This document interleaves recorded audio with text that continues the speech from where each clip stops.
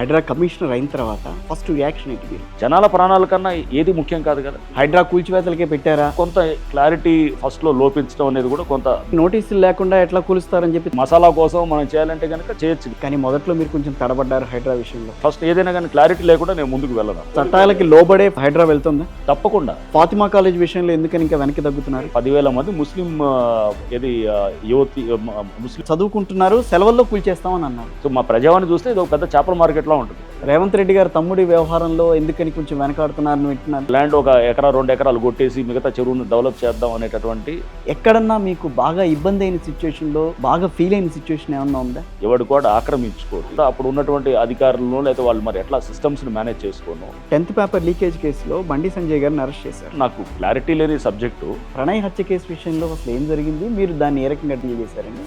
ఇది కూడా ఇది చాలాసార్లు చెప్పాం. వర్షాకాలంలో వచ్చిన తర్వాత బాగా వర్షం పడితే హైదరాబాద్లో పరిస్థితులు ఏంటనేవి ఈ విధ్వంసాన్ని ఆపాలంటే కనుక కొన్ని చర్యలు చేయాలి. డెమోలిషన్స్ టైంలో మీ మీద చాలా మంది చాలా రకాలుగా మాట్లాడారు. రేవంత్ రెడ్డి గారికి రైట్ హ్యాండ్ అయినా. So I admire him a lot. So ఎందుకంటే కష్టపడి మెట్టుమెట్టికి వచ్చారు. మైత్రీ నగర్ పార్క్ కాపాడారంటూ స్థానికులు కొంతమంది ప్లకార్డుతో మీకు కృతజ్ఞతలు చెప్పారు. సో ప్రాబ్లం ఎవరి వల్ల వచ్చిందంటే నా వల్లే వచ్చింది. దాని పరిష్కారం ఎవరంటే నా నుంచే రావాలి.